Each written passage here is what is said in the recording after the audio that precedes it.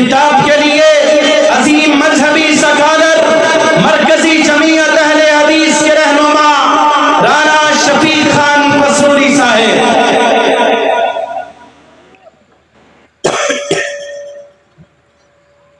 نحمدہ و نصلی علی رسولہ الکریم،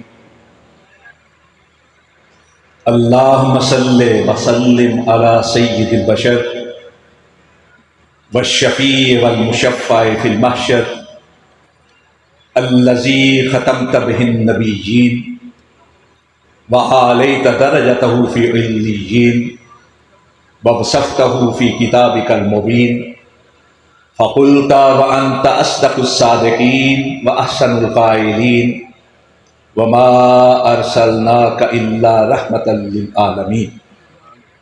اما بعد، وہ آئے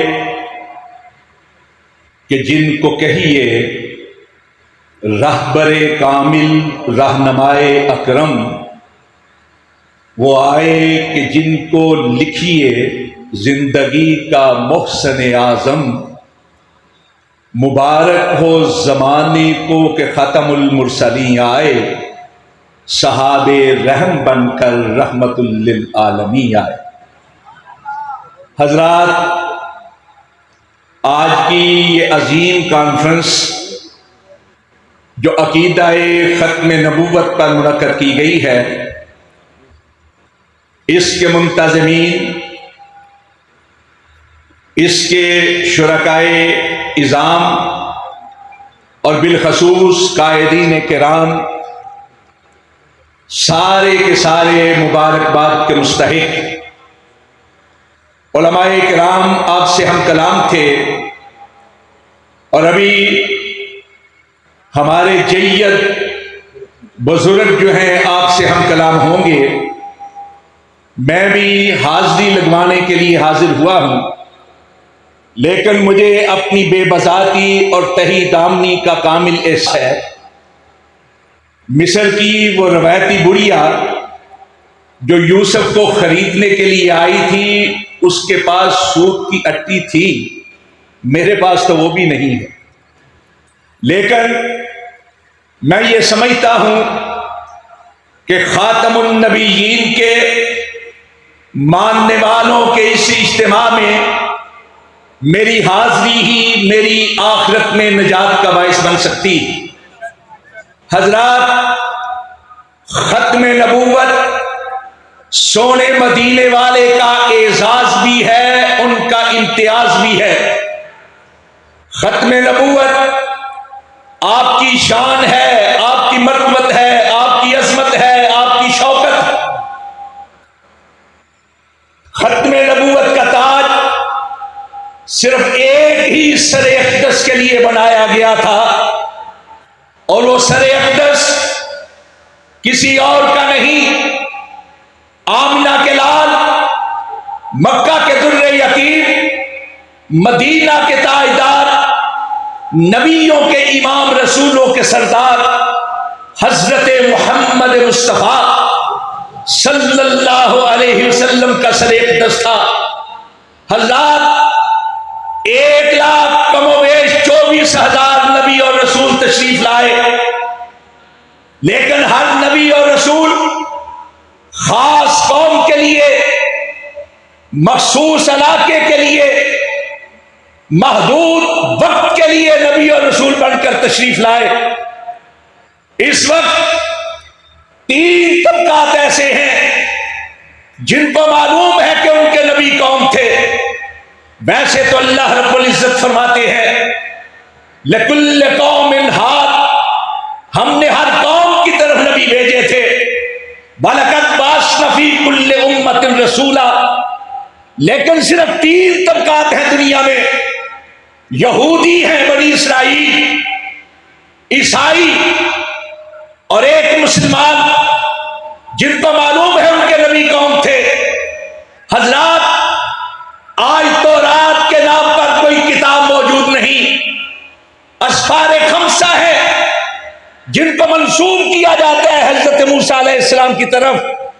سفر تکویر، سفر احبار، سفر خروج، صفر عدد اور صفر تثنیہ، ان کے اندر بالخصوص صفر تثنیہ یا صفر استثناء کے اندر اور صفر خروج ساری کی ساری حضرت موسیٰ علیہ السلام فرما رہے ہیں کہ میں بنی اسرائیل کی حالت ذات کو بہتر بنانے کے لیے آیا، بنی اسرائیل کے حالات کو بہتر کرنے کے لیے۔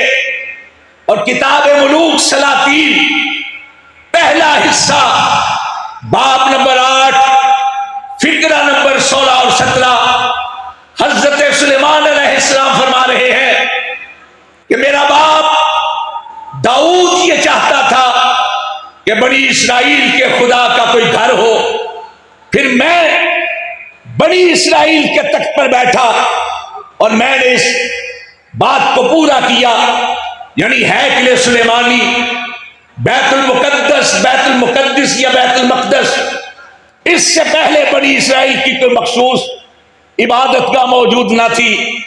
حضرت سلیمان یہ بتا رہے ہیں کہ ان کے والد گرامی حضرت داؤد علیہ السلام بھی بنی اسرائیل کے نبی تھے، اور خود حضرت سلیمان بھی اپنے آپ کو بنی اسرائیل کی طرح منسوب کر رہے ہیں۔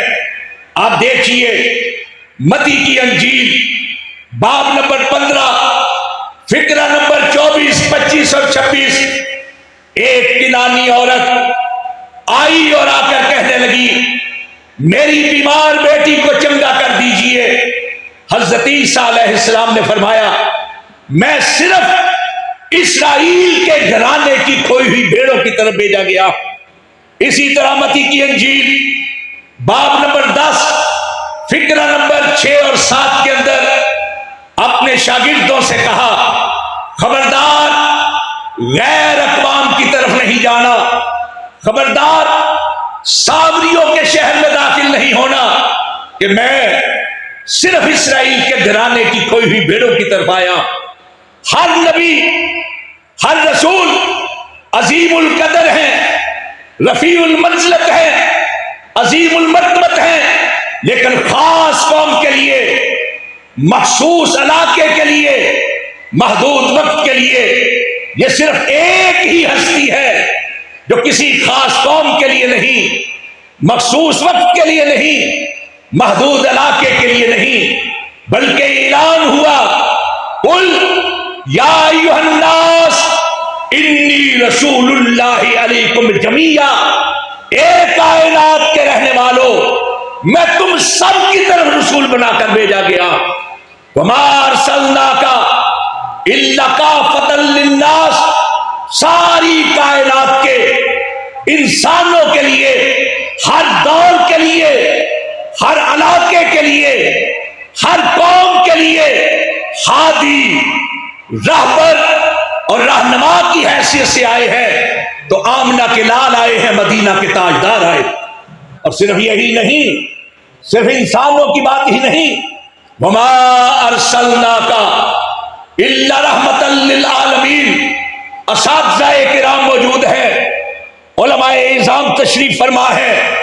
عالمین جمع ہے عالم کی، اور عالم ہر اس چیز کو کہا جاتا ہے، ہر اس شے کو کہا جاتا ہے، ہر اس طبقے کو کہا جاتا ہے، ہر اس جذبے کو کہا جاتا ہے جس میں اپنے وجود کی نمود کی صلاحیت ہو، جو اپنے آپ کو نمایاں کر سکے، جو اپنے آپ کو ظاہر کر سکے، جو لوگوں کے علم میں آ سکے، لوگوں کی نگاہ میں آ سکے، حواس خمسہ سے ساتھ جس کو محسوس کیا جا سکے۔ اور حضرات عالمین، انسانوں کا عالم، جنات کا عالم، ملائکہ کا عالم، حیوانات کا عالم، حشرات کا عالم، نباتات کا عالم، جمادات کا عالم، اطراف کا عالم، جہاد کا عالم، عالم دنیا، عالم برزخ، عالم حشر، عالم ارضی، عالم سماوی، عالم صوری، عالم مانوی، اور اگر جذبات کے لحاظ سے دیکھیں تو شوق کا عالم، وجد کا عالم، شباب کا عالم، تخیلات کا، تدبرات کا، تصورات کا اور سونا مدینے والا سارے عالمین کے لیے رحمت بنا کر بھیجا گیا ہے۔ اس لیے ختم نبوت کا اعزاز یہی ہے، امتیاز یہی ہے کہ اب اس کے بعد کوئی نبی نہیں، کوئی رسول نہیں۔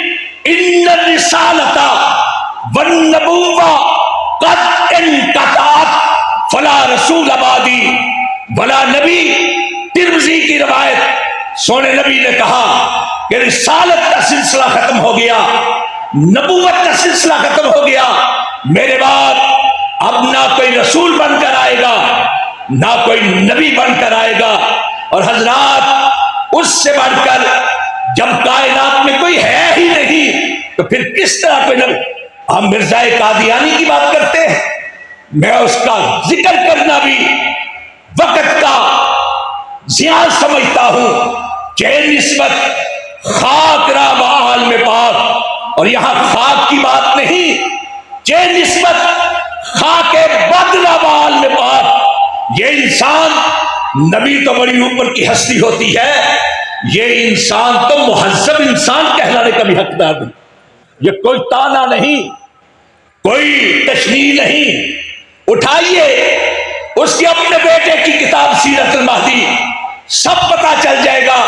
اور حضرات، مرزا قادیانی صرف ختم نبوت کا ہی منکر نہیں، وہ اس کائنات کا سب سے بڑا گستاخ ہے، جو اپنی کتابوں کے اندر لکھتا ہے کہ آج کے دور کے اندر محمد بھی میں ہوں، احمد بھی میں ہوں۔ یہ میں کوئی تانے کی بات نہیں کر رہا، اس نے باقاعدہ ایک کتاب لکھی، ایک غلطی کا ازالہ، جو اس کے کتابوں کے مجموعے روحانی خزائن کی 18 نمبر جلد کے اندر موجود ہے۔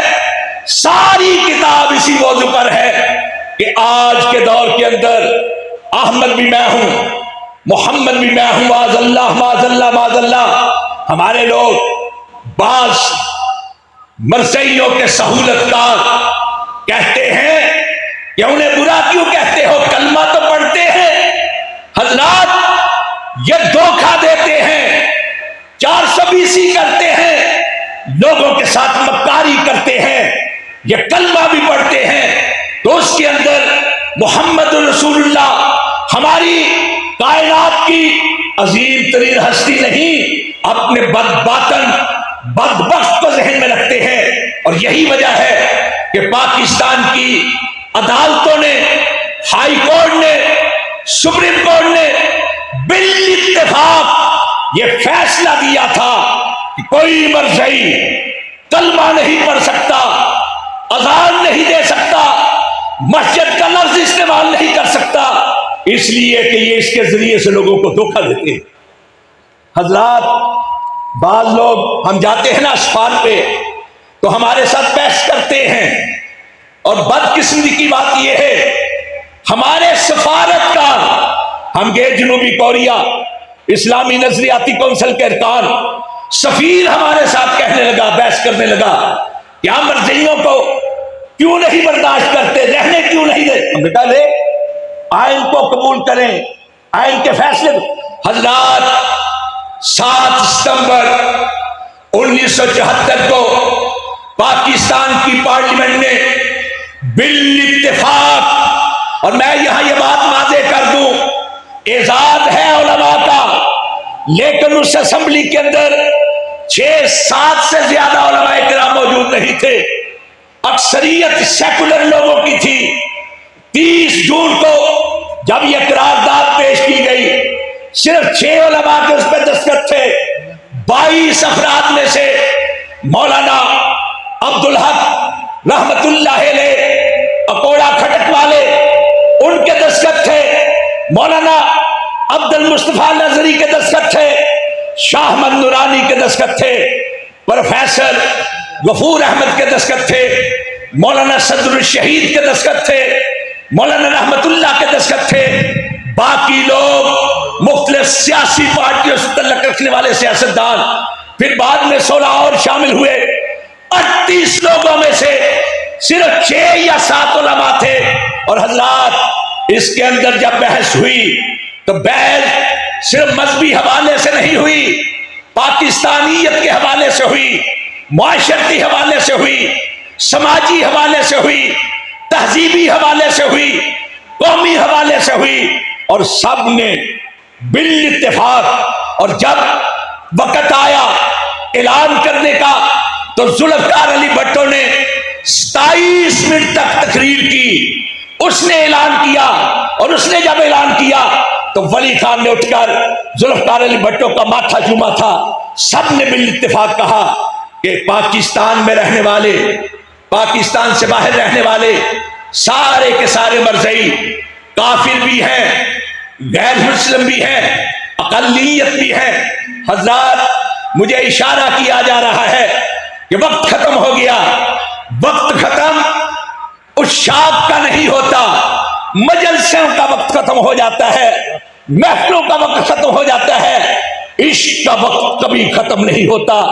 ہرگز نمیرت آگ کے دل زندہ شد بعشق، سب دست بر جریدہ عالم دوام ماں۔ جزاک اللہ خیر و احسن الجزا۔ بڑے ہی احسن انداز میں آپ حضرات سے مخاطب تھے جناب رانا شفیق خان پسرودی صاحب، ہم ان کا شکریہ ادا